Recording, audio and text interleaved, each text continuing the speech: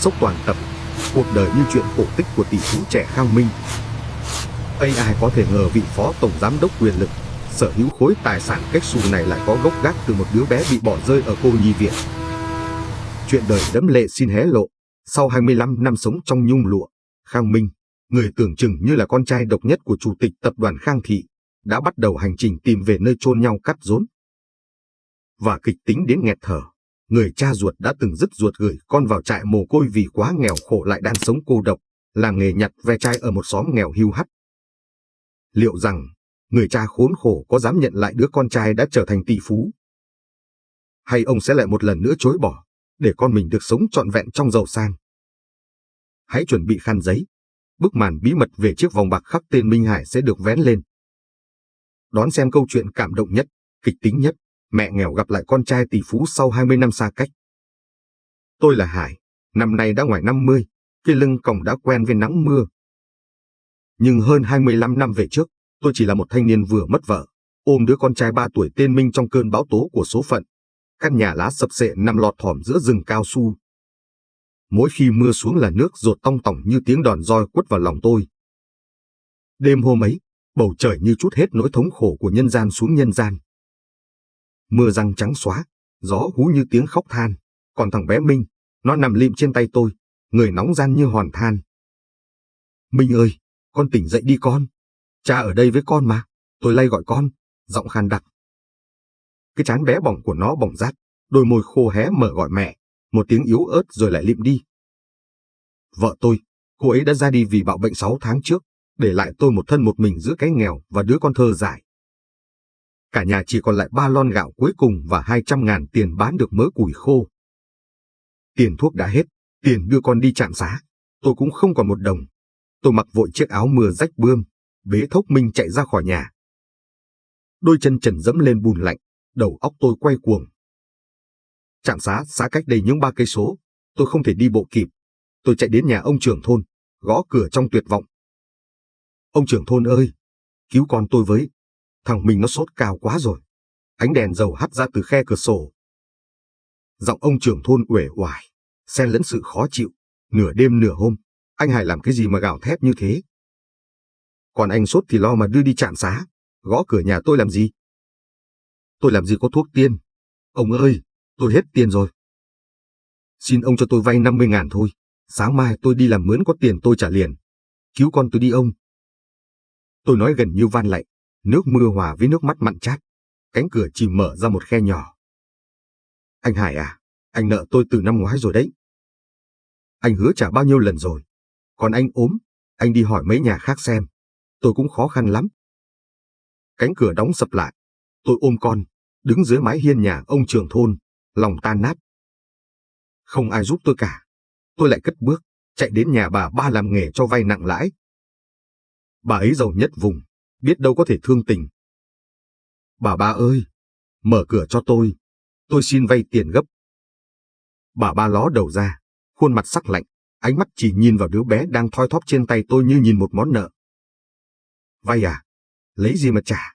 Anh còn cái gì để cầm cố không? Hay bán cả đứa con anh đi mà lấy tiền? Lời nói của bà ta như một nhát dao đâm thẳng vào tim tôi. Bán con ư? Đó là điều duy nhất tôi không bao giờ nghĩ tới. Tôi chỉ còn lại thằng bé Minh trên đời này thôi. Tôi quay lưng bỏ chạy, mặc kệ mưa gió. Tôi chạy về nhà, đốt lửa sưởi ấm cho con, lấy khăn ướt lau người cho con. Cơn sốt vẫn không giảm. Nhìn gương mặt bé bỏng tái nhợt, tôi thấy có lỗi vô cùng. Tôi đã không đủ sức lo cho con một cuộc sống tử tế. Minh ơi, con đừng bỏ cha mà Minh. Nước mắt tôi rơi xuống má con. Tôi biết, nếu cứ thế này, tôi sẽ mất con mãi mãi. Một ý nghĩ kinh hoàng chợt lóe lên trong đầu tôi. Nó lạnh lẽo nhưng đầy lý trí của một người cha cùng đường. Phải cho con một con đường sống khác. Sáng hôm sau, khi mưa tạnh, tôi bế con lên chiếc xe đạp cà tàng. Cuộc hành trình đi tìm hy vọng bắt đầu. Tôi không thể để con chết đói, chết lạnh, hay chết vì bệnh tật trong vòng tay bất lực của tôi. Tôi đã quyết định, một quyết định sẽ khiến tôi hối hận suốt đời. Nhưng đó lại là lối thoát duy nhất cho con trai tôi lúc bấy giờ. Tôi đạp xe gần suốt một ngày trời, từ vùng quê nghèo khó men theo quốc lộ để vào thành phố. Thành phố thật lộng lẫy và xa hoa, nhưng đối với tôi, Nó chỉ là một mê cung lạnh lẽo, nơi tôi đang cố gắng tìm kiếm một tia hy vọng mỏng manh. Cuối cùng, tôi dừng lại trước một cánh cổng sắt lớn. Trên cổng là tấm biển, Cô nhi viện Ánh Dương. Cánh cổng cao lớn, vững chãi, bên trong là những dãy nhà khang trang, sạch sẽ. Tôi đứng dưới bóng cây xà cừ cổ thụ đối diện, nhìn chăm chăm vào bên trong. Đây có lẽ là nơi duy nhất có thể cho Minh một cuộc sống tốt hơn. Có cơm ăn, áo mặc, có người chăm sóc y tế, và quan trọng nhất là có cơ hội đi học. Thoát khỏi cái vòng luẩn quẩn của nghèo đói mà tôi đang mắc kẹt. Tôi bế Minh xuống, thằng bé đã đỡ sốt, nhưng vẫn còn mệt mỏi, dụi đôi mắt ngái ngủ vào vai tôi. Cha ơi, mình đi đâu vậy cha? Về nhà đi cha. Giọng con lý nhí như tiếng chuông vỡ, khiến tim tôi nhói lên. Tôi cố gắng cười, nụ cười méo mó. Cha đưa mình đi chơi một chút. Ở đây đẹp lắm, con vào trong chơi với các bạn nhé. Tôi biết tôi đang nói dối. Lời nói dối tàn nhẫn nhất đời tôi. Trước khi bước qua cánh cổng, tôi lặng lẽ đưa tay vào túi áo đã sờn. Tôi lấy ra một chiếc vòng bạc nhỏ. Nó là chiếc vòng duy nhất vợ tôi để lại cho con trai, kỷ vật đính ước của chúng tôi. Chiếc vòng khắc vội vàng hai chữ Minh Hải bằng một nét chữ nguệch ngoạc. Tôi đeo chiếc vòng vào tay con. Nó quá rộng so với cổ tay bé bỏng của Minh, nhưng đó là sợi dây duy nhất còn kết nối cha con tôi. Minh, con giữ cái này cẩn thận nhé. Đây là bùa hộ mệnh của con. Không được tháo ra, nghe không? Minh gật đầu, ngơ ngác nhìn chiếc vòng lấp lánh trên tay. Tôi hít một hơi thật sâu, cố nén giọt nước mắt trực trào ra, rồi bước vào bên trong. Một nữ tu sĩ với khuôn mặt hiền từ bước ra đón tôi. Tôi cố gắng giữ giọng thật bình tĩnh, kể về hoàn cảnh khốn cùng của mình, về cái chết của vợ, về căn bệnh của con, và về sự bất lực của một người cha nghèo không thể nuôi nổi con. Sơ ơi, tôi xin gửi con tôi ở lại đây. Tôi biết tôi là một người cha tồi tệ, nhưng tôi chỉ muốn con tôi được sống. Xin Sơ hãy nhận cháu, cho cháu một cơ hội, tôi nói trong hơi thở đứt quãng, mắt không dám nhìn thẳng vào Sơ. Tôi sợ nếu nhìn con, tôi sẽ không đủ can đảm để buông tay. Sơ nhìn tôi hồi lâu, ánh mắt chất chứa sự thương cảm. Anh Hải à, chúng tôi hiểu. Anh đã suy nghĩ kỹ chưa? Việc gửi con vào đây là một quyết định lớn lao đấy. Tôi gật đầu, như một cái máy. Tôi đã nghĩ kỹ rồi, Sơ. Xin Sơ đừng nói cho cháu biết, sau này nếu có cơ hội, tôi sẽ quay lại đón cháu. Hiện tại, xin Sơ hãy nói với cháu là cha đi làm ăn xa, sẽ về sớm. Sơ gật đầu, đưa tay vuốt nhẹ mái tóc Minh. Con trai ngoan, con vào đây với các Sơ nhé. Con sẽ có bạn chơi, có đồ ăn ngon. Minh ôm chặt lấy cổ tôi, đôi mắt to tròn nhìn tôi đầy sợ hãi. Cha đừng đi, cha đừng bỏ con không muốn ở đây đâu. Tiếng khóc của con trai, tiếng kêu gào của máu mủ, nó như một nhát dao xoáy sâu vào lồng ngực tôi. Cánh tay tôi buông thõng, tôi gần như không còn sức lực. Tôi đặt Minh xuống sàn, cố gắng đẩy con nhẹ nhàng về phía Sơ. Ngoan nào con, cha đi làm, cha kiếm thật nhiều tiền rồi cha về đón con liền. Con nhớ lời cha dặn, phải ngoan, phải nghe lời các Sơ nhé. Tôi quay người lại ngay lập tức, không dám nhìn thêm một giây nào nữa. Khi tôi bước ra khỏi cánh cổng, tiếng con trai tôi vỡ òa, vang vọng, cha. Cha ơi, đừng đi, cha ơi. Tôi chạy như điên dại trên đường, nước mắt giàn giụa. Tiếng khóc của mình cứ bám giết lấy tôi, nó là cái giá phải trả cho sự hèn yếu của một người cha nghèo. Tôi chạy thật nhanh, cố gắng để tiếng khóc ấy không đuổi kịp. Tôi đã thành công, tôi đã cứu được con trai mình, nhưng đổi lại, tôi đã tự đẩy mình vào một cuộc sống không có ngày mai. Tôi dừng lại, gục xuống vệ đường, úp mặt vào đôi bàn tay run rẩy, khóc không thành tiếng. Cơn mưa đã tạnh, nhưng trong lòng tôi, một cơn bão mới đang bắt đầu. Trở về quê, căn nhà lá sập xệ bỗng trở nên trống trải và lạnh lẽo gấp trăm lần. Mọi thứ đều gợi nhắc đến Minh và người vợ quá cố. Chiếc chiếu nhỏ Minh hay nằm chơi, cái chén sứ hình gà con, tiếng dép lẹt xẹt của con mỗi khi chạy vòng quanh nhà, tất cả đều như một hồn ma ám ảnh lấy tôi. Tôi sống như một cái bóng. Ngày làm việc quần quật dưới cái nắng như đổ lửa, tối về nằm co ro trên chiếc giường gỗ đơn độc. Tôi không dám ngủ sâu, vì cứ chợp mắt là tôi lại nghe thấy tiếng khóc xé lòng của con trai mình bên cánh cổng cô nhi viện. Cha ơi, đừng bỏ con. Mỗi lần như thế, tôi lại giật mình tỉnh giấc, sờ soạng sang bên cạnh. Không có gì cả. Chỉ có đêm đen và sự cô đơn vây lấy. Mỗi tháng, Dù phải nhịn đói, dù phải làm việc gấp đôi để có tiền, tôi vẫn dành dụm một khoản tiền nhỏ, thường là 50.000 hoặc 100.000 đồng. Tôi gói ghém nó cẩn thận, nhờ một người bạn lái xe ôm đáng tin cậy ở thị trấn gửi về cô nhi viện Ánh Dương. Lần nào gửi, tôi cũng dặn dò kỹ lưỡng, ghi là tiền quyên góp của một người giấu tên. Tuyệt đối không được tiết lộ danh tính của tôi, và xin đừng nói cho các sơ biết rằng tôi là cha ruột của thằng bé Minh Hải. Tôi làm vậy không phải vì sợ hãi hay muốn rũ bỏ trách nhiệm, tôi làm vậy vì tôi sợ. Sợ rằng nếu các sơ biết tôi vẫn còn sống và vẫn nghèo khó như vậy, họ sẽ bảo tôi đón con về.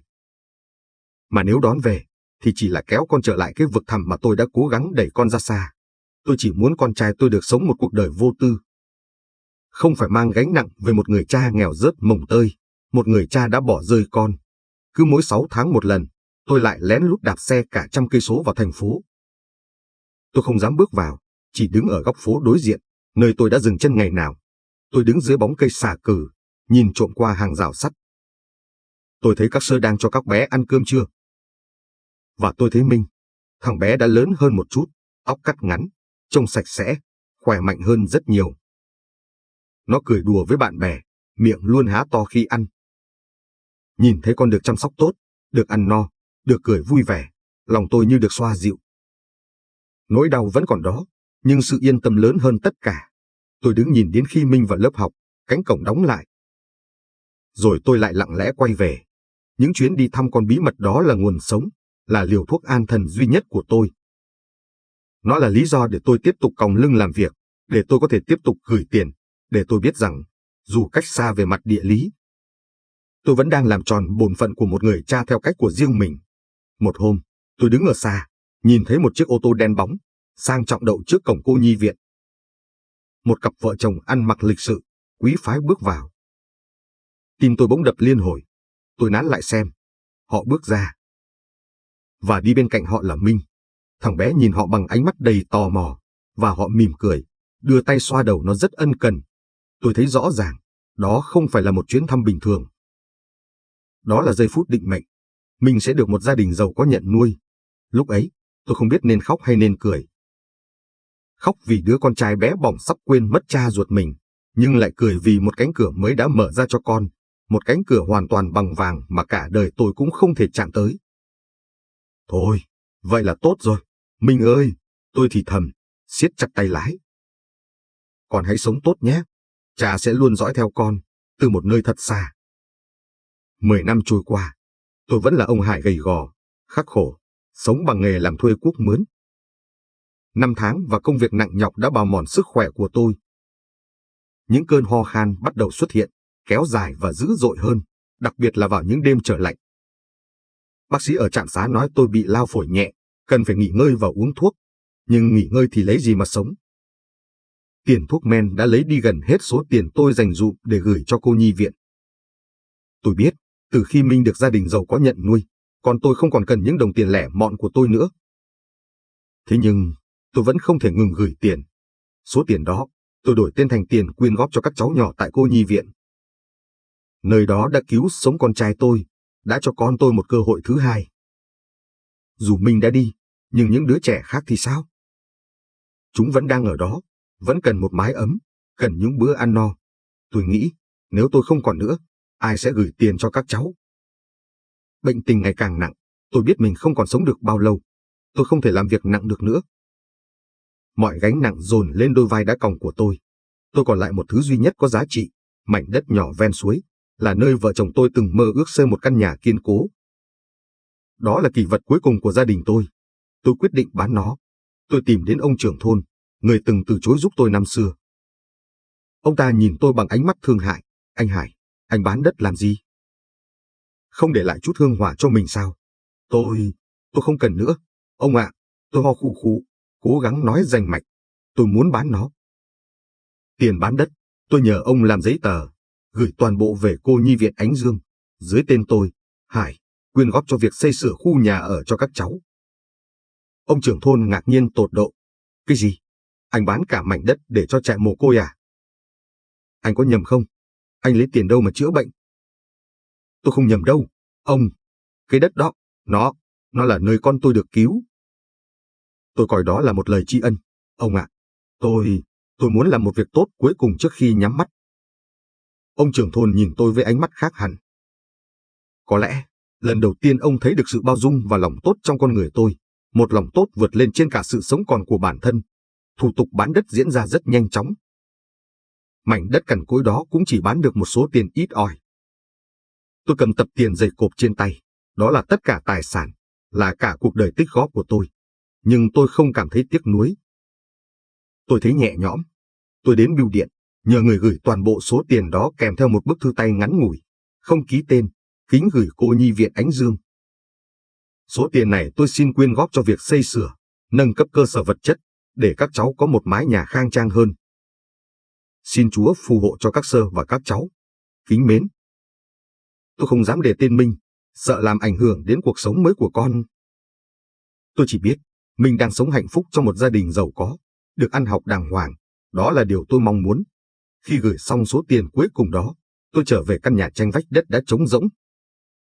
Tôi nằm xuống, nhìn lên mái nhà dột nát, bỗng thấy lòng mình thanh thản đến lạ. Tôi đã hoàn thành trách nhiệm cuối cùng của một người cha nghèo.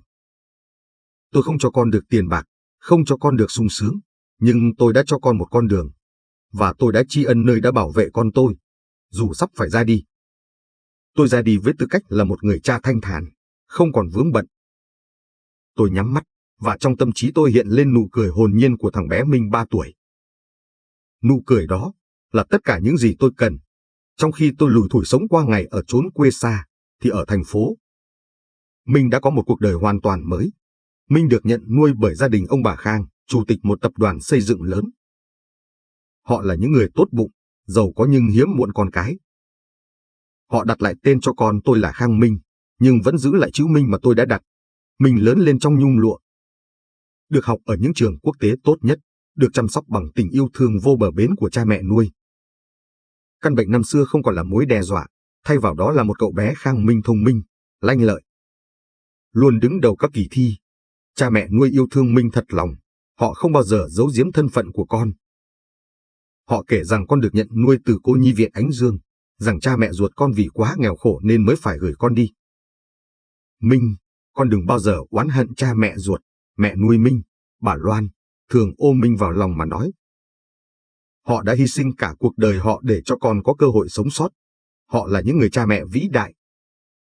Minh lớn lên với một trái tim nhân hậu, không kiêu căng, ngạo mạn như những cậu ấm cô chiêu khác. Có lẽ, một phần là vì cậu biết mình đến từ đâu. Sự nghèo khó và hy sinh của cha mẹ ruột, dù chưa bao giờ gặp mặt, đã trở thành động lực mạnh mẽ nhất thúc đẩy Minh học tập và phấn đấu. Năm mình 15 tuổi, trong một buổi tối cả nhà đang ngồi xem TV, bản tin thời sự đưa tin về cô nhi viện Ánh Dương. Họ ca ngợi một người đàn ông giấu tên ở vùng quê xa xôi đã bán cả mảnh đất cuối cùng để quyên góp xây dựng khu nhà mới cho trẻ mồ côi. Mình bất chợt thấy tim mình đập mạnh. Mẹ ơi, người đó là ai vậy mẹ? Minh hỏi. Bà Loan xúc động, kể, đó là những người tốt, con ạ. Họ là những người đã cho con nơi trú ẩn đầu tiên. Chính số tiền quyên góp bí mật của một người giấu tên nào đó suốt những năm qua đã giúp cô nhi viện tồn tại đấy, con biết không? Minh lặng lẽ ghi nhớ. Người cha nghèo của Minh cũng ở đâu đó nơi quê xa xôi ấy. Minh học rất giỏi về kinh tế và kỹ thuật. Anh luôn mơ ước trở thành một doanh nhân thành đạt, không phải để tận hưởng cuộc sống giàu sang, mà để có đủ năng lực tài chính để đi tìm và báo hiếu cha mẹ ruột. Sau khi tốt nghiệp đại học với tấm bằng xuất sắc, Minh từ chối lời mời làm việc tại Mỹ, quyết định ở lại Việt Nam, cùng cha nuôi xây dựng tập đoàn. Minh làm việc không ngừng nghỉ, bằng tất cả nhiệt huyết của tuổi trẻ. Anh luôn giữ trong lòng một câu hỏi, cha mẹ ruột tôi giờ ở đâu? Trong sâu thẳm, mình luôn tin rằng cha ruột mình vẫn còn sống, vẫn đang dõi theo mình từ một nơi nào đó. Đó là một niềm tin vô hình nhưng mạnh mẽ. Anh tin, anh phải thành công, phải trở nên giàu có, để khi tìm thấy cha, anh có thể bù đắp lại tất cả những năm tháng cha đã phải chịu đựng vì mình. Cuộc sống giàu có của Khang Minh, đối với anh, chỉ là công cụ để hoàn thành sứ mệnh lớn nhất. Tìm lại gốc gác và báo đáp ơn sinh thành. Năm Minh 25 tuổi, anh đã trở thành phó tổng giám đốc của tập đoàn Khang Thị, một trong những doanh nhân trẻ triển vọng nhất nước. Anh có mọi thứ, sự nghiệp, tiền bạc, địa vị, và tình yêu thương của gia đình nuôi. Nhưng trong sâu thẳm, anh vẫn thấy thiếu vắng một điều, sự trọn vẹn của tình thân. Một buổi tối, Minh dọn dẹp lại căn phòng thời niên thiếu. Anh tìm thấy một chiếc hộp gỗ cũ được mẹ nuôi giữ cẩn thận trong tủ. Cái này là gì vậy mẹ? Bà Loan mỉm cười. Đây là những kỷ vật của con, từ khi con còn bé tí. Minh mở chiếc hộp. Bên trong là một vài tấm ảnh cũ mờ, một mẩu giấy viết tay của sơ quản lý cô nhi viện, và một thứ kim loại lạnh lẽo nằm dưới đáy hộp. Một chiếc vòng bạc nhỏ đã ngả màu, bị chảy xước. Minh cầm chiếc vòng lên, đưa ra ánh sáng. Cảm giác lạnh buốt của kim loại trên tay anh bỗng trở nên ấm áp lạ thường. Chiếc vòng rất đơn giản, cũ kỹ, không có giá trị vật chất, nhưng nó mang theo một sức nặng vô hình. Minh thấy tim mình run lên, như thể anh vừa chạm vào một phần ký ức bị đánh mất. Anh quay ngược chiếc vòng lại. Dưới ánh đèn, anh nhìn thấy hai chữ được khắc thủ công, rất nguệch ngoạc, Minh Hải. Minh Hải, Minh lẩm bẩm. Minh là tên mình, còn Hải là gì? Anh quay sang nhìn mẹ nuôi. Bà Loan nhìn chiếc vòng, ánh mắt hơi đượm buồn. Khi các sơ nhận con đeo chiếc vòng này trên tay. Các sơ nói, đó là kỷ vật duy nhất mà cha ruột con để lại. Các sơ đoán, đó có thể là tên của cha con, hoặc là tên ghép của cả hai cha con. Minh Hải, bỗng nhiên, một luồng điện chạy dọc sống lưng Minh. Anh nhớ lại một hình ảnh mơ hồ, rất xa xăm, về một người đàn ông gầy gò, khuôn mặt khắc khổ, bế anh đi trong mưa. Hình ảnh đó thoáng qua quá nhanh, nhưng nó thật đến mức khiến anh nghẹt thở. Chiếc vòng bạc không chỉ là kỷ vật, nó là chìa khóa. Minh quyết định. Anh phải bắt đầu hành trình tìm cha ruột của mình, người đàn ông mang chữ Hải trong tên. Anh đến gặp cha nuôi, ông Khang. Cha, con muốn tìm cha ruột con. Ông Khang gật đầu, ánh mắt đầy sự thấu hiểu. Cha luôn tôn trọng quyết định này của con. Con trai, con hãy cứ đi đi. Cha mẹ nuôi sẽ luôn ở phía sau ủng hộ con. Minh ôm chặt cha nuôi. Cảm ơn cha mẹ. Con sẽ không bao giờ quên ơn sinh thành và dưỡng dục của hai người. Với sự giúp đỡ của cha nuôi, Minh nhanh chóng tìm lại được hồ sơ cũ ở cô nhi viện, dù đã bị thất lạc một phần. Anh tìm được địa chỉ quê hương của người cha năm xưa, một vùng quê nghèo ở tỉnh huyện. Minh cầm chiếc vòng bạc trong lòng bàn tay, đứng trước cửa sổ văn phòng cao ngất ngưỡng nhìn xuống thành phố đông đúc. Cha ơi, con sắp về rồi. Con trai cha đã lớn, đã thành đạt, con sẽ đưa cha về sống một cuộc đời thật sung túc. Cha đừng bỏ con lần nữa nhé. Ánh mắt Minh kiên định. Hành trình tìm về cội nguồn chính thức bắt đầu, với chiếc vòng bạc cũ kỹ là vật dẫn đường duy nhất. Anh sẽ đi, dù có phải lục tung cả vùng quê hẻo lánh ấy. Anh không thể sống trọn vẹn nếu không tìm thấy người đã cho anh sự sống. 15 năm sau ngày gửi Minh đi, tôi vẫn sống ở căn nhà lá cũ. Sau khi bán đất, tôi sống bằng nghề nhặt ve chai và làm thuê những việc lặt vặt, nhẹ nhàng hơn. Bệnh tình của tôi đã thuyên giảm một chút nhờ những viên thuốc rẻ tiền do trạm xá cấp phát. Nhưng cái nghèo và sự cô độc vẫn bủa vây. Chiều hôm ấy, trời vừa tạnh cơn mưa rào. Tôi ngồi co ro trên chiếc hiên nhà cũ kỹ, nơi đã từng là chỗ Minh hay nằm chơi. Tay tôi cầm chiếc chén sứt mẻ, uống ngụm nước trà nguội tanh. Tôi vừa đi chợ về. Cảnh chợ chiều hôm nay có một đám cưới rình rang. Cô dâu chú rể rạng ngời hạnh phúc. Trong lúc dọn dẹp, tôi thấy một cậu bé hàng xóm tầm 7 tuổi. Nó chạy ào vào vòng tay cha nó, đôi mắt long lanh. Ba ơi, ba mua kẹo cho con đi. Con muốn kẹo cưới. Người cha xoa đầu cậu bé, cười hiền từ. Được rồi, cha mua cho con. Con trai cha hôm nay ngoan quá. Tôi nhìn cảnh đó, tim tôi thắt lại. Tôi nghe rõ tiếng cười giòn tan của hai cha con họ, và nó cứa sâu vào vết thương lòng của tôi. Cha ơi, tôi cũng từng nghe tiếng gọi đó. Tiếng gọi tha thiết, hồn nhiên của Minh. Nhưng tôi đã đánh mất cái quyền được nghe con gọi cha từ rất lâu rồi. Nếu ngày đó tôi không nghèo, nếu tôi có tiền mua thuốc, có tiền mua gạo, thì có lẽ hôm nay tôi đã có thể ôm Minh vào lòng, xoa đầu nó và nói, cha mua cho con cả thế giới, con trai. Nhưng tất cả chỉ là nếu. Tôi đặt chiếc chén xuống, run rẩy đưa tay lên sờ chiếc vòng bạc nhỏ trên cổ tay mình. Chiếc vòng đó, tôi đã làm một chiếc y hệt chiếc tôi đeo cho Minh. Đó là bùa hộ mệnh của tôi, là vật nhắc nhở tôi về sự tồn tại của con trai mình. Nước mắt tôi bắt đầu chảy dài, hòa lẫn với những nếp nhăn đã hằn sâu trên khuôn mặt. Nó mặn chát và nóng hổi, nhưng tôi không dám đưa tay lau đi. Tôi nhìn về phía con đường mòn dẫn ra cánh đồng, nơi tôi đã đạp xe đưa Minh đi ngày ấy. Minh ơi, con sống tốt không? Con đã quên cha rồi phải không con? Tôi thì thầm, giọng nghẹn lại. Tôi biết, con tôi đang sống một cuộc đời hạnh phúc, sung túc. Và đó là điều tốt nhất. Tôi không cần con nhớ tôi chỉ cần con được hạnh phúc. Sự quên lãng của con là sự giải thoát lớn nhất cho tôi. Tôi cúi gằm mặt xuống, cố gắng nuốt trôi cục nghẹn ở cổ họng. Tôi đã hy sinh, đã từ bỏ tất cả, nhưng đổi lại là một cuộc đời cô độc không người thân thích. Đột nhiên, tôi nghe tiếng bước chân người. Một cậu bé hàng xóm chạy đến, nhìn tôi với ánh mắt thương hại. Ông Hải ơi, ông không về ăn cơm sao? Chiều rồi. Tôi mỉm cười, nụ cười méo mó. Ông già rồi, chẳng đói nữa đâu con về đi. Cậu bé quay lưng, chạy về phía căn nhà ấm áp của mình, nơi có tiếng cha mẹ gọi. Tôi lại nhìn theo. Rồi tôi đưa tay ôm lấy mặt, để tiếng nức nở vỡ òa ra trong bóng chiều tà. Khang Minh, giờ là một doanh nhân thành đạt. Bước xuống từ chiếc xe ô tô đen bóng, đứng trước cánh cổng cũ kỹ của cô nhi viện Ánh Dương. 22 năm trôi qua nơi này vẫn giữ nguyên vẻ bình yên, nhưng đối với anh, nó là nơi cất giấu bí mật về cuộc đời mình. Xin lỗi, tôi có thể gặp sơ quản lý được không? Minh hỏi người bảo vệ. Phòng quản lý cũ kỹ, mùi giấy tờ ẩm mốc xộc vào mũi Minh. Anh ngồi đối diện sơ Maria, người phụ trách hiện tại, kể lại câu chuyện của mình và đưa ra chiếc vòng bạc khắc chữ Minh Hải cùng hồ sơ cũ. Sơ, tôi là Khang Minh, đứa bé được nhận nuôi năm 25 năm trước. Tôi muốn tìm lại hồ sơ của cha mẹ ruột tôi. Cha tôi tên Hải, hoặc có liên quan đến cái tên đó. Sơ Maria nhìn chiếc vòng bạc, khẽ thở dài. Minh à, sơ nhớ con. Con lớn thật rồi, trông khôi ngô quá. Về hồ sơ của con, sơ xin lỗi. Minh hồi hộp, tim anh đập thình thịch. Có chuyện gì vậy sơ? Cách đây khoảng 15 năm, cô nhi viện đã bị một trận hỏa hoạn lớn ở khu lưu trữ cũ. Dù đã cố gắng cứu vãn, nhưng phần lớn hồ sơ cũ đã bị thiêu rụi hoặc hư hỏng nặng. Hồ sơ chi tiết về việc nhận gửi con, tiếc thay, nằm trong số đó.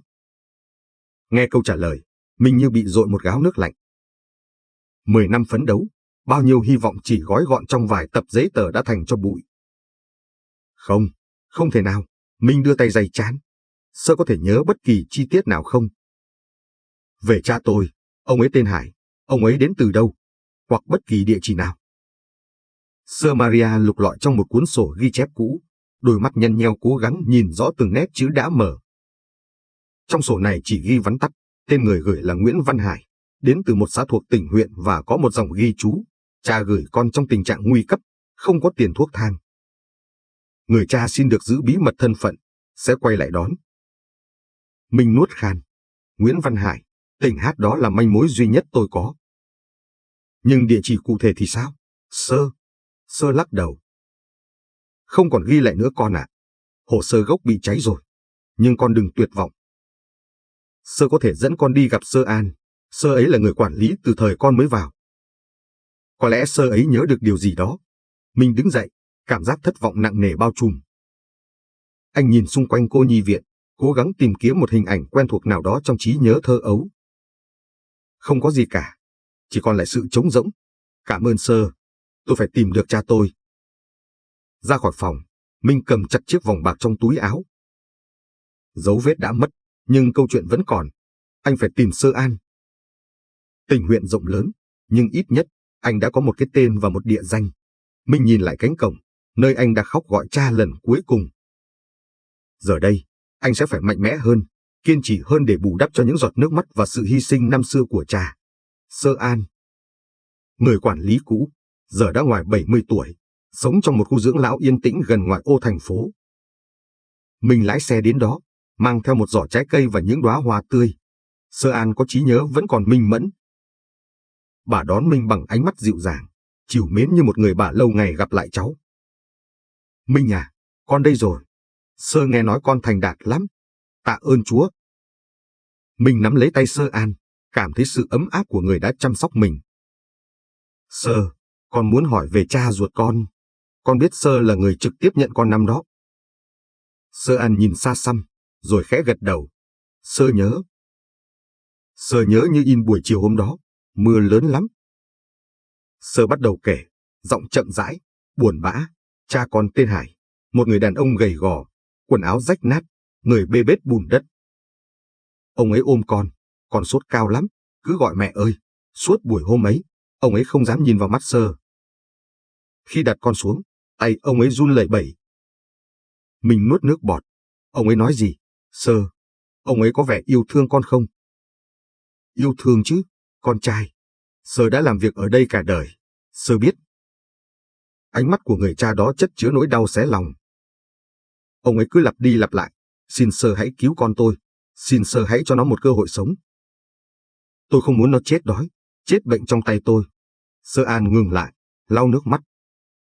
Khi ông ấy quay lưng bước đi, con khóc thét lên, cha, cha ơi, đừng đi, cha đừng bỏ con. Sơ chưa bao giờ quên tiếng khóc đó.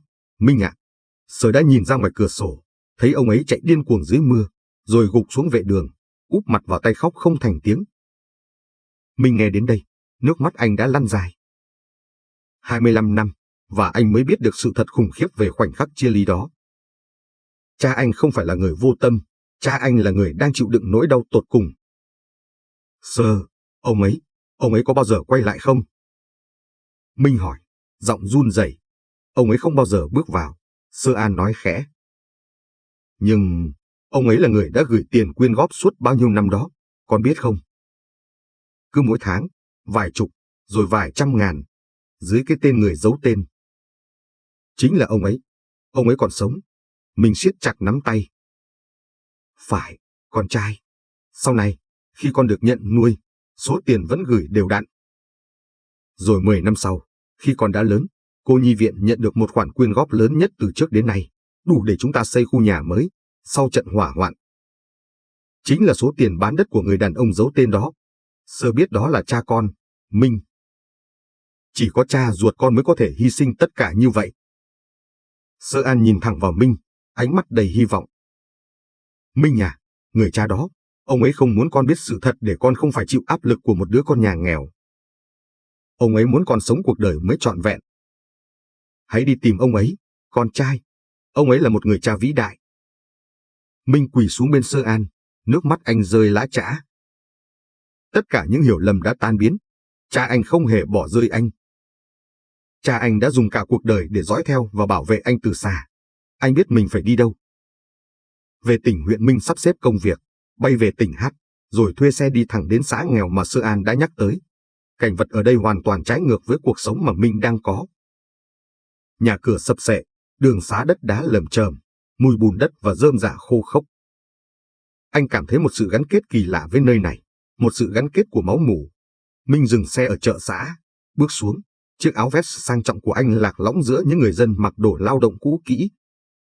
Anh bắt đầu hỏi thăm. Bà con ơi, cho tôi hỏi, ở đây có ai tên là Nguyễn Văn Hải không ạ? Khoảng hơn 50 tuổi, rất nghèo, người dân nhìn Minh bằng ánh mắt tò mò. Một người bán rau già nói, Hải à? À, có ông Hải nghèo rất mồng tơi chuyên đi nhặt ve chai ấy. Ông ấy sống một mình ở cuối xóm, nhà vách đất, không vợ con gì cả. Minh mừng rỡ. Vâng, đúng rồi. Ông ấy còn sống không ạ? Tôi có việc muốn gặp ông ấy. Bà bán rau lắc đầu, thở dài. Nói thật với cậu, ông Hải đó khổ lắm. Vợ mất sớm, có mỗi đứa con trai dứt ruột gửi vào cô nhi viện để nó có đường sống. Mấy năm gần đây ông ấy yếu lắm, ho suốt ngày. Cách đây khoảng 2-3 năm, có đợt ông ấy bệnh nặng quá, nằm lịm cả tuần không ai biết. Sao ạ? Rồi ông ấy sao rồi? Minh gần như hét lên. Rồi thì, người ta đồn là ông ấy đi rồi, cậu ạ. Tự nhiên thấy nhà khóa cửa, rồi lâu không thấy ông ấy ra. Mấy người già trong xóm bảo ông ấy cô độc quá nên chết trong nhà mà không ai hay. Mà cũng không có đám ma gì cả, cứ thế mất tích. Chắc là đi xa rồi. Cả người Minh như bị sét đánh. Anh đứng sững sờ giữa chợ, thế giới xung quanh bỗng chốc quay cuồng. Mất rồi ư? Cha tôi, đã mất rồi. Không thể nào. Anh đã đến quá muộn sao?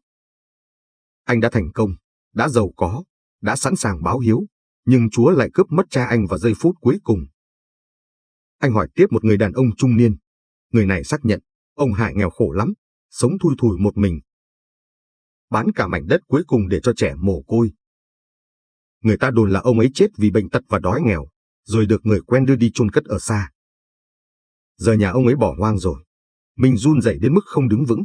Anh lấy điện thoại, gọi ngay cho Sơ An. Sơ ơi, con tìm thấy rồi. Nhưng người ta nói cha con mất rồi. Mất cách đây 2-3 năm rồi.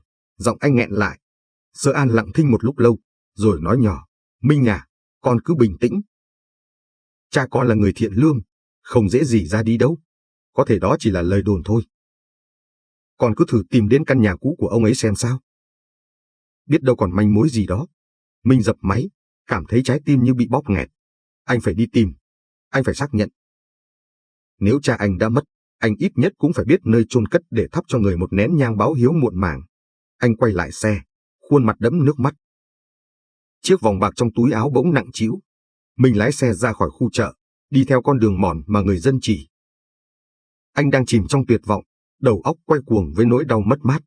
Bất chợt, anh phanh xe gấp. Ngay bên vệ đường, dưới một bóng cây bàng già, một người đàn ông già yếu đang nằm vật ra đất. Chiếc xe đạp cũ kỹ đổ cành, bên cạnh là một túi ve chai đã bung ra. Người đàn ông đó đang cố gắng gượng dậy, nhưng dường như chân đã bị chật, không thể cử động. Ông ơi, ông có sao không? Mình không kịp nghĩ ngợi, mở cửa xe chạy vội đến. Người đàn ông đó rất gầy gò, khuôn mặt khắc khổ, đội chiếc nón lá đã sờn rách, mặc chiếc áo sơ mi bạc màu. Ông ấy thở dốc, tay ôm lấy đầu gối, cắn răng chịu đựng cơn đau. Mình đỡ ông ấy dậy. Bàn tay ông lạnh ngắt và nhăn nhèo, nhưng lại mang một cảm giác quen thuộc đến lạ lùng. Cảm ơn, cậu, tôi không sao. Giọng ông ấy khàn đặc, yếu ớt. Mình đỡ ông ngồi dựa vào gốc cây. Ông bị ngã rồi. Để tôi xem chân ông. Mình vén ống quần ông lên. Mắt cá chân đã sưng đỏ tấy. Anh biết, đây là một vết thương cần được chăm sóc y tế ngay lập tức. Ông cứ ngồi yên đây, tôi đưa ông đi bệnh viện. Ông tên gì? Ở đâu ạ? Tôi tên Hải, ông nói khẽ. Tôi không cần đi bệnh viện đâu cậu, tôi không có tiền. Chỉ là chật nhẹ thôi, tôi về nhà nghỉ là được. Mình nghe đến cái tên Hải, tim anh chợt nhói lên. Hải, đúng cái tên mà anh đang tìm kiếm. Nhưng ông Hải này trông quá già nua, quá yếu ớt, lại còn là một người nhặt ve chai. Lời đồn về cái chết của cha anh lại ập đến, chắc là trùng hợp. Cha anh là Nguyễn Văn Hải, còn đây là... Không được, ông Hải. Vết thương này phải đi chụp X-quang. Ông đừng lo về tiền bạc. Tôi sẽ lo hết. Mình nói dứt khoát. Ông Hải nhìn Minh, ánh mắt đầy ngạc nhiên. Cậu là ai mà tốt bụng với tôi thế? Tôi là Minh. Tôi đang có chuyến công tác ở đây. Tôi cũng đang tìm kiếm một người cha. Nhìn thấy ông, tôi thấy như nhìn thấy người thân của mình vậy. Mình nói dối một chút. Nhưng nhìn thấy ông Hải nghèo khổ này, bị ngã giữa đường, đã khơi lên trong anh một tình cảm đặc biệt, một sự thương xót đến tận cùng. Minh dùng hết sức, cõng ông Hải lên vai. Mùi mồ hôi, mùi đất và mùi mốc cũ của quần áo ông ấy xộc vào mũi Minh, nhưng anh không hề khó chịu. Cõng ông trên lưng, Minh cảm thấy như đang cõng một gánh nặng của số phận, một gánh nặng mà đáng lẽ ra anh phải gánh từ rất lâu rồi. Nhà ông ở đâu? Để tôi gọi người về đưa xe đạp và ve chai của ông đi trước. Ông Hải chỉ tay về phía xa. Nhà tôi ở xóm cuối, nhà vách đất. Cậu cứ đưa tôi đi, ve chai không quan trọng. Minh gật đầu, đưa ông lên xe. Hai người cha con, ở quá gần nhau, nhưng lại không hề nhận ra sự thật đau lòng đang ngăn cách họ. Minh đưa ông Hải đến bệnh viện tỉnh. Sau khi chụp chiếu, bác sĩ xác nhận ông bị bong gân nặng, cần phải nghỉ ngơi tuyệt đối. Minh đã đóng viện phí và lo tất cả thủ tục. Ông Hải nằm trên giường bệnh, nhìn Minh bằng ánh mắt biết ơn vô bờ bến. Minh à, tôi nợ cậu nhiều quá. Cậu là ân nhân của tôi. Ông Hải, ông đừng nói vậy. Tôi đang tìm cha ruột tôi. Cùng cảnh ngộ, tôi thấy thương ông lắm. Minh ngồi xuống ghế bên giường, nhìn khuôn mặt khắc khổ của ông Hải. Ông Hải, ông sống một mình sao? Còn cái ông đâu? Ông Hải quay mặt đi, nhìn ra ngoài cửa sổ, giọng nghẹn lại. Tôi có một đứa con trai. Thằng bé giờ lớn lắm rồi, thành đạt rồi. Tôi gửi nó vào cô nhi viện từ khi nó còn bé tí, vì tôi nghèo quá, không nuôi nổi nó. Giờ nó có cuộc sống mới, tôi không dám nhận. Mình sững sờ. Ông cũng gửi con vào cô nhi viện ư? Phải. Tôi là một người cha tồi tệ, nhưng tôi làm vậy là vì thương con. Tôi chỉ muốn nó thoát khỏi cái nghèo của tôi. Ông Hải đưa tay lên che mắt, những giọt nước mắt lặng lẽ lăn xuống gò má gầy guộc. Minh cảm thấy như có một sợi dây vô hình đang kéo anh lại gần người đàn ông này. Đây là người cha đang chịu đựng nỗi đau giống hệt cha ruột anh. Ông có nhớ tên đứa bé không? Minh cố gắng giữ bình tĩnh. Nhớ chứ, tên nó là Minh, thằng bé hiếu động, ngoan lắm. Khi tôi gửi nó đi, tôi có để lại cho nó một chiếc vòng bạc khắc tên hai cha con tôi. Minh thở dốc. Chiếc vòng bạc, tên Minh. Lời thú nhận của ông Hải hoàn toàn khớp với câu chuyện của anh. Anh đưa tay vào túi áo, lấy ra chiếc vòng bạc đã mòn. Ông Hải, có phải là chiếc vòng này không? Ông Hải nhìn chiếc vòng, đôi mắt mở to ngạc nhiên, rồi bất chợt nhắm nghiền lại, cố gắng kìm nén cảm xúc.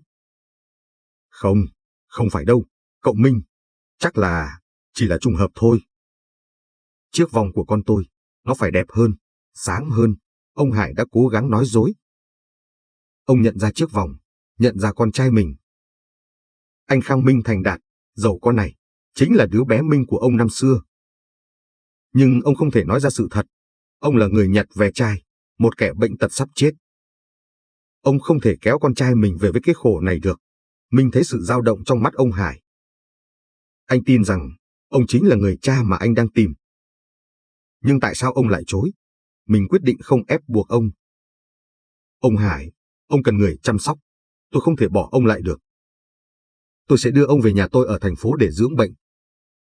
Ở đó tiện nghi hơn, ông sẽ nhanh khỏi hơn. Không được đâu, cậu Minh. Tôi là người xa lạ, tôi không thể làm phiền cậu được. Ông không phải người xa lạ, Minh nói kiên quyết. Ông là ân nhân của tôi. Ông nhắc tôi nhớ về người cha ruột tôi. Coi như ông nhận lòng hiếu thảo này của tôi đi, ông Hải. Minh nói với giọng chân thành nhất.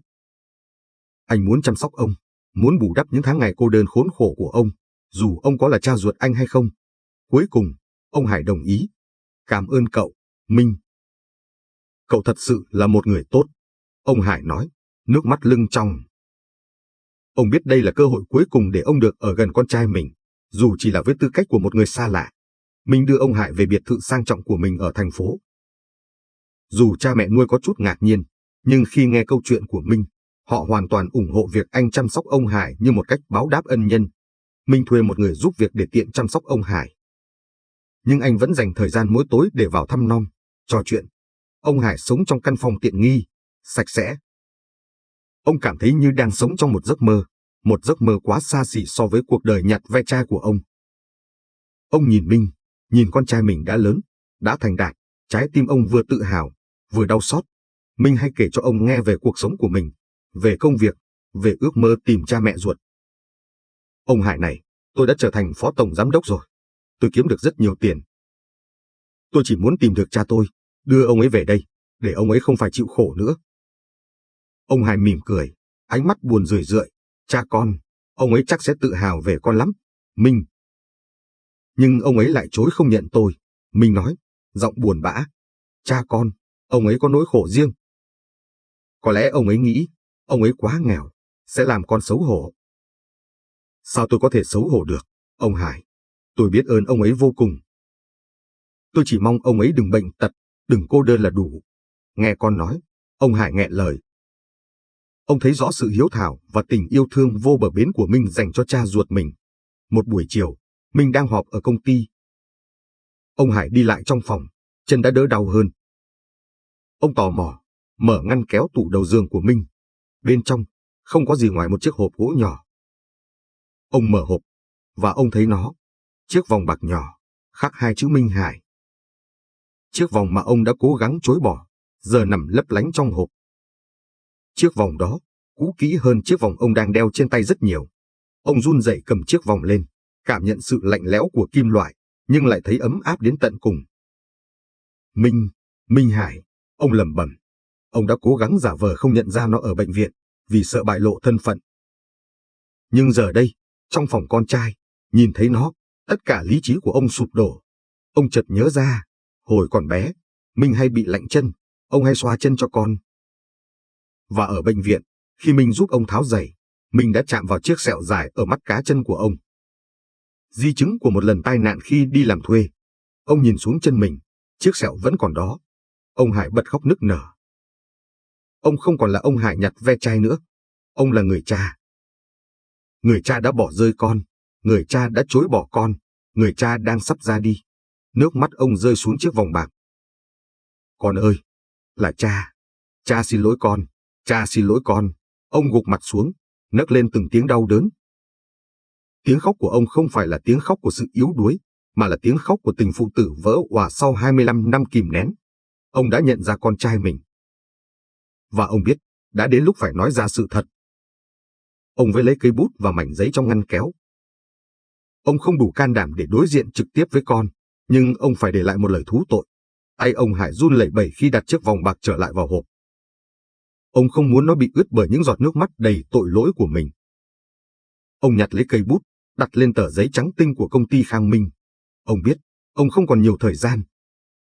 Căn bệnh lao phổi của ông đã bước vào giai đoạn nặng, những cơn ho đã bắt đầu ho ra máu. Ông phải đi trước khi Minh phát hiện ra thân phận thật của ông. Ông viết từng nét chữ nguệch ngoạc, chậm rãi, như đang trút hết gánh nặng cuộc đời mình lên trang giấy. Con trai yêu dấu của cha, Minh, nếu con đọc được những dòng này, thì có lẽ cha đã đi rồi. Hoặc là cha đã đủ can đảm để đi thật xa khỏi cuộc đời con.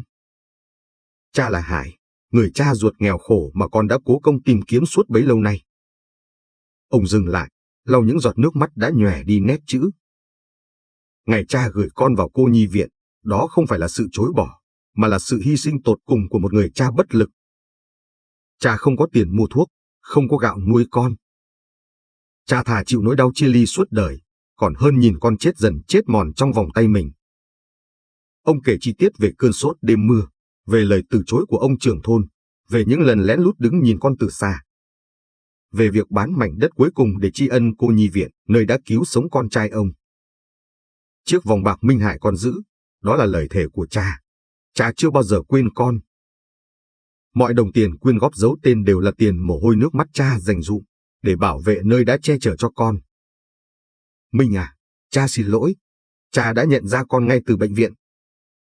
Con đã lớn, đã thành đạt, con là niềm tự hào lớn nhất của cha. Nhưng cha không thể nhận con. Cha chỉ là một người nhặt ve chai, một kẻ bệnh tật, một gánh nặng. Cha không thể làm con xấu hổ được. Cha xin lỗi vì đã nói dối con. Xin con hãy quên đi ông Hải nhặt ve chai này, và cứ sống một cuộc đời trọn vẹn, hạnh phúc. Tình yêu và sự hiếu thảo con dành cho cha đã nhận được rồi, và nó đủ ấm áp cho cả quãng đời còn lại của cha. Giờ cha phải đi rồi. Cha sẽ tìm một nơi thật xa để ra đi thanh thản, không làm phiền đến con nữa. Con hãy nhớ, con là một chàng trai nhân hậu, hiếu thảo. Hãy tiếp tục sống tốt như thế, con trai. Cha yêu con. Ông Hải viết xong, đặt bút xuống. Nước mắt đã làm ướt gần hết trang giấy. Ông gấp bức thư lại, cẩn thận nhét nó vào chiếc hộp gỗ, bên cạnh chiếc vòng bạc. Ông biết, nếu ông đi mà không để lại lời nào, mình sẽ mãi mãi day dứt. Bức thư này, nó là lời thú tội, là lời giải thích, và cũng là lời từ biệt cuối cùng của một người cha. Ông đứng dậy. Chân vẫn còn đau, nhưng ý chí phải đi thì mạnh mẽ hơn tất cả. Ông nhìn căn phòng sang trọng lần cuối. Ông cúi đầu, đặt tay lên ngực. Tạm biệt con trai. Hãy sống tốt nhé. Rồi ông lặng lẽ, lén lút bước ra khỏi căn biệt thự, hòa mình vào màn đêm lạnh giá của thành phố. Minh trở về nhà lúc nửa đêm, sau một buổi họp kéo dài. Cơn mưa rào bất chợt đổ xuống thành phố. Anh cảm thấy mệt mỏi và chỉ muốn vào phòng ông Hải để nói vài lời trước khi ngủ. Anh mở cửa phòng ông Hải. Căn phòng trống rỗng. Ông Hải ơi! Người giúp việc chạy đến, khuôn mặt hoảng hốt. Cậu Minh, tôi không biết. Lúc 10 giờ tôi vẫn thấy ông ngủ. Giờ không thấy đâu nữa rồi. Minh chạy như điên khắp biệt thự, rồi ra cổng. Bảo vệ xác nhận ông Hải đã lén lút đi ra ngoài cách đây nửa tiếng. Minh hoảng loạn. Ông Hải bị bệnh nặng, lại còn bị thương ở chân, sao có thể đi đâu được? Anh chạy trở lại phòng ông Hải, ánh mắt chợt dừng lại ở chiếc hộp gỗ trên tủ đầu giường. Anh mở nó ra, chiếc vòng bạc vẫn nằm đó, và bên cạnh là một tờ giấy đã gấp tư. Minh lấy tờ giấy ra, mở ra đọc. Từng nét chữ nguệch ngoạc nhảy múa trước mắt anh. Đến câu, cha là Hải, người cha ruột nghèo khổ mà con đã cố công tìm kiếm suốt bấy lâu nay, Minh hét lên một tiếng đau đớn, gần như ngã quỵ. Anh nắm chặt bức thư, hai mắt đỏ ngầu, nước mắt hòa với nước mưa đang bắn vào từ cửa sổ, Ông Hải nhặt ve chai, chính là cha ruột anh. Tất cả những mảnh ghép đã khớp lại, chiếc vòng bạc, câu chuyện cô nhi viện, sự hy sinh, và cả việc ông chối bỏ thân phận. Mình lao ra khỏi phòng như một cơn gió, mặc kệ cơn mưa như chút nước. Anh lái xe điên cuồng, phóng vụt qua những con phố lấp lánh ánh đèn. Cha, cha ơi, đừng đi, đừng bỏ con lần nữa. Mình lái xe về phía cô nhi viện Ánh Dương. Anh biết, đó là nơi duy nhất cha anh có thể tìm đến để tìm lại ký ức, hoặc để từ biệt. Chiếc xe dừng lại trước cổng cô nhi viện. Dưới ánh đèn đường vàng vọt, giữa cơn mưa lạnh buốt, mình nhìn thấy một hình bóng quen thuộc, gầy gò, đang ngồi co ro trên bậc thềm. Đó là ông Hải. Ông Hải đang ôm gối, cúi gằm mặt, nước mắt lan dài. Ông đang nhìn về phía cánh cổng sắt cũ kỹ, nơi đã chia cắt hai cha con 25 năm trước. Minh mở cửa xe, lao ra giữa mưa. Anh chạy đến, không còn là một phó tổng giám đốc quyền lực nữa, anh chỉ là một đứa trẻ khao khát tình cha. Cha, cha ơi! Tiếng gọi của Minh xé tan màn mưa và màn đêm. Ông Hải giật mình ngẩng đầu lên, khuôn mặt tái nhợt vì lạnh và sợ hãi. Ông cố gắng đứng dậy để bỏ chạy, nhưng chân ông không cho phép. Minh chạy đến, quỳ sụp xuống trước mặt cha mình. Mình quỳ sụp xuống. Đầu gối chạm vào nước mưa lạnh buốt, nhưng anh không cảm thấy gì ngoài sự đau đớn trong tim. Cha, cha ơi, cha làm gì thế này? Tại sao cha lại bỏ đi? Tại sao cha lại không nhận con? Minh đưa tay ra, ôm chặt lấy đôi chân gầy guộc của ông Hải. Nước mắt anh hòa vào nước mưa, thấm ướt cả ống quần ông. Ông Hải giãy giụa, cố đẩy con ra. Không, không phải. Con nhầm rồi. Tôi không phải cha con. Con hãy quên tôi đi. Không, cha, con biết rồi. Bức thư của cha, chiếc vòng bạc, vết sẹo ở mắt cá chân cha. Cha không lừa con được nữa đâu. Cha là người cha vĩ đại nhất đời con. Minh ngước nhìn cha, đôi mắt ngấn lệ. Cha là người đã bán cả mảnh đất cuối cùng để cho con và các bạn con có một mái nhà. Cha là người đã nhịn đói để gửi từng đồng tiền lẻ về cho con. Cha là người đã hy sinh cả cuộc đời mình để con được sống. Sao cha lại dám nói cha là người cha tồi tệ? Ông Hải không còn chống cự nữa. Ông nhìn vào đôi mắt Minh, đôi mắt giống hệt mẹ nó, đôi mắt chất chứa tình yêu thương vô bờ bến. Lớp phòng vệ cuối cùng của ông sụp đổ. Ông bật khóc nức nở, tiếng khóc của một người đàn ông đã kìm nén suốt 25 năm. Minh! Con ơi! Là cha! Cha xin lỗi con! Cha không muốn làm con khổ! Cha không muốn làm gánh nặng cho con! Minh đứng dậy, ôm chặt lấy thân hình gầy gò của cha.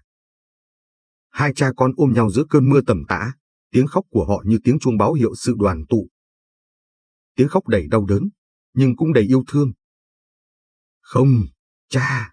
Cha là người sinh ra con, nuôi dưỡng con. Cha không phải gánh nặng. Con đã tìm cha lâu lắm rồi, cha có biết không? Con đã trở thành tỷ phú, con đã có tất cả, nhưng con không có cha. Tất cả chỉ là vô nghĩa nếu không có cha. Mình đỡ cha đứng dậy. Con xin cha, hãy về nhà với con. Về ngôi nhà của chúng ta, con sẽ chăm sóc cha. Con sẽ báo hiếu cha. Cha không được phép bỏ con lần nữa. Ông Hải gật đầu, không nói nên lời. Ông để con trai dìu đi. Lúc này, ông không còn là một người cha muốn trốn chạy nữa. Ông là người cha đã được tìm thấy, được yêu thương, được con trai công nhận. Cánh cửa ô tô đóng lại, chặn đứng cơn mưa. Nhưng những giọt nước mắt của hai cha con vẫn tiếp tục rơi, ấm áp và hạnh phúc hơn bất kỳ ánh nắng nào. Vài tháng sau, ông Hải đã khỏe mạnh hơn rất nhiều. Sống trong biệt thự sang trọng, được chăm sóc y tế tận tình, khuôn mặt khắc khổ của ông đã tươi tắn hơn, những cơn ho cũng đã giảm đi. Ông không còn là ông Hải nhặt ve chai nữa, ông là cha của Khang Minh, được mọi người trong công ty tôn trọng. Minh đã tổ chức một buổi tiệc ấm cúng. Chính thức giới thiệu cha ruột của mình với cha mẹ nuôi. Ông Khang và bà Loan ôm chầm lấy ông Hải, không hề có chút xa cách nào. Ông Hải, ông là người cha vĩ đại. Chúng tôi cảm ơn ông đã sinh ra Khang Minh và đã cho chúng tôi cơ hội nuôi dạy cháu. Bà Loan nói, mắt đỏ hoe. Không, tôi phải cảm ơn hai người. Hai người đã cho con tôi một cuộc đời mới, một tương lai rạng ngời mà tôi không bao giờ có thể cho nó được. Ông Hải đáp lại, xúc động. Sau buổi đoàn tụ, Khang Minh quyết định thực hiện một dự án lớn nhất trong sự nghiệp của mình. Anh quay về vùng quê nghèo ở tỉnh H, nơi cha anh đã sống và hy sinh. Anh tổ chức xây dựng lại toàn bộ khu nhà cũ, biến ngôi làng nghèo thành một khu dân cư mới, khang trang. Anh tài trợ xây dựng một trạm xá mới và một trường học nhỏ cho trẻ em trong vùng. Anh dùng tên công ty mình để đứng ra tài trợ toàn bộ, nhưng anh đặt tên khu nhà mới là khu dân cư Minh Hải. Minh cũng trở lại cô nhi viện Ánh Dương. Anh tài trợ một khoản tiền khổng lồ, đủ để đảm bảo cuộc sống sung túc cho tất cả các em nhỏ ở đó trong nhiều năm tới.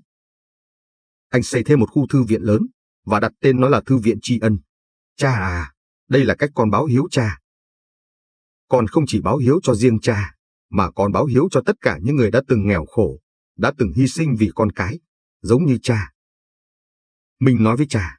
Ông Hải đứng trên mảnh đất quê hương, nhìn những ngôi nhà mới đang mọc lên, nước mắt chảy dài. Ông thấy sự hy sinh của mình đã có ý nghĩa gấp bội. Con trai ông không chỉ thành đạt, mà còn có một tấm lòng nhân hậu, bao dung. Con trai, cha tự hào về con lắm. Cha đã không chọn nhầm người để gửi gắm.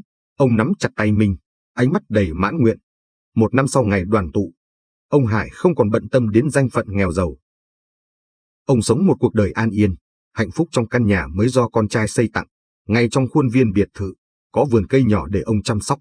Chiều hôm ấy, bầu trời trong xanh, ánh hoàng hôn nhuộm vàng cả khu vườn. Ông Hải và Minh ngồi trên chiếc ghế gỗ dài, ngắm nhìn ánh chiều tà. Minh đặt tay lên vai cha, cảm nhận hơi ấm và sự bình yên từ cha mình. Cha ơi, cha thấy hạnh phúc không? Minh hỏi. Ông Hải quay sang nhìn con trai, ánh mắt dịu dàng hơn bao giờ hết. Hạnh phúc chứ con, hạnh phúc đến mức cha cứ tưởng mình đang mơ. Cha chưa bao giờ nghĩ, có ngày cha lại được sống trong cảnh này, được con trai báo hiếu như thế này. Minh ôm chặt lấy cha. Cha đừng bao giờ nói lời xin lỗi hay cảm ơn nữa nhé. Con làm tất cả điều này, không phải chỉ vì tiền bạc, mà vì con muốn bù đắp những năm tháng cha cô đơn. Ông Hải mỉm cười, nụ cười hiền hậu, không còn chút khắc khổ nào nữa. Minh à, cha nói thật lòng.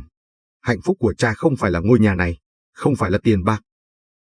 Hạnh phúc lớn nhất của cha chính là thấy con nên người, thấy con có một trái tim nhân hậu, biết yêu thương, biết tri ân. Ông đưa tay vuốt má con. Khi xưa, cha gửi con vào cô nhi viện, cha chỉ cần con sống là đủ. Giờ con đã sống một cuộc đời rạng rỡ và ý nghĩa. Đó là sự báo đáp lớn nhất rồi, con trai của cha. Ông dừng lại, nhìn thẳng vào mắt Minh, giọng nói chắc nịch, đầy tình yêu thương. Tình cha không cần báo đáp bằng tiền bạc hay danh vọng. Tình cha, chỉ cần con nên người là đủ. Minh bật khóc, nhưng đó là những giọt nước mắt hạnh phúc. Anh dựa đầu vào vai cha, hít hà mùi hương quen thuộc của người thân. Vâng, cha, con sẽ ghi nhớ. Ánh chiều tà rọi xuống hai cha con, tạo nên một khung cảnh ấm áp, bình yên. Khang Minh đã tìm thấy cội nguồn. Ông Hải đã tìm thấy sự an ủi. Cả hai đã tìm thấy sự trọn vẹn của tình thân, một tình thân vượt qua mọi rào cản của nghèo khó, của chia ly, và của số phận. Thông điệp cuối cùng được gửi đi trong ánh sáng lấp lánh của buổi hoàng hôn. Tình thân là mãi mãi, và lòng tốt, sự hy sinh chân thành, cuối cùng sẽ được đền đáp xứng đáng.